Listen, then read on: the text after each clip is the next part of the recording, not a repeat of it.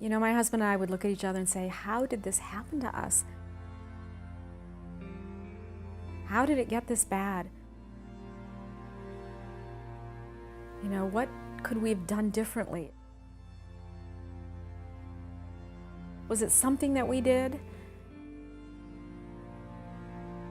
If you had told me 5 or 10 years ago that I would be okay with my son being in prison today, I would have said, you're crazy.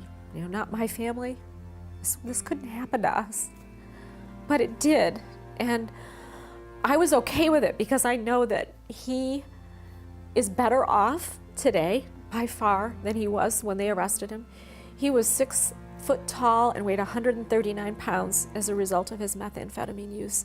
He had the haunted look of a dead person. He got caught in the addiction cycle. And it started when he was about 13 or 14. And it was just normal, what we thought was normal teenage things. And it went rapidly from, you know, initially cigarettes and alcohol to then eventually it started with marijuana. And then from marijuana, it progressed to prescription pain pills. And then later in his life, he escalated it to cocaine.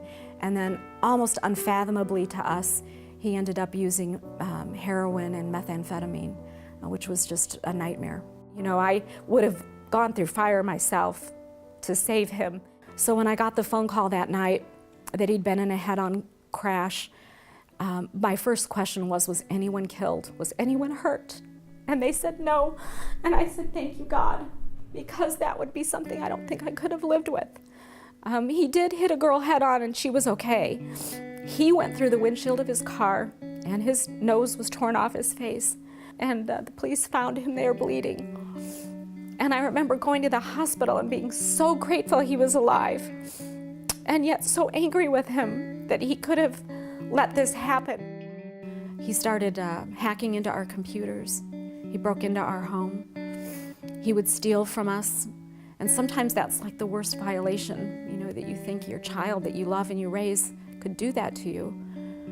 But I think I understood that he was just desperate and afraid and alone. And at that point, we went and purchased surveillance items for our home, hidden cameras. So I was in another state and I looked at my phone and I will never forget, you know, my heart just dropping through my stomach. And I could see him, you know, stealing things. And we called the police, and a situation that started, you know, just in such a scary place escalated into something I could never have imagined. There were SWAT teams at my house. There were helicopters. And all I could say was, you know, keep him safe. Try not to hurt him. But you have to stop him. You have to get him now. So they did. They broke into the house. They threw smoke bombs through our windows. And they got him. And he was okay. And I remember just being so relieved that the nightmare was going to be over. So as dark and sad as my story might be, I don't want it to be one of fear or loss. I really want it to be one of hope, because today my son is alive. He's 1.5 years sober. And even though I'm down in a prison in Tucson, I can still hug him. And I can look in his eyes and I can hold his hands. So I just don't want people to leave and hear my story and end up thinking it's a story of tragedy, because it isn't. You know, this is just life, and we have hope. And I believe that there will be a happy ending someday for all of us.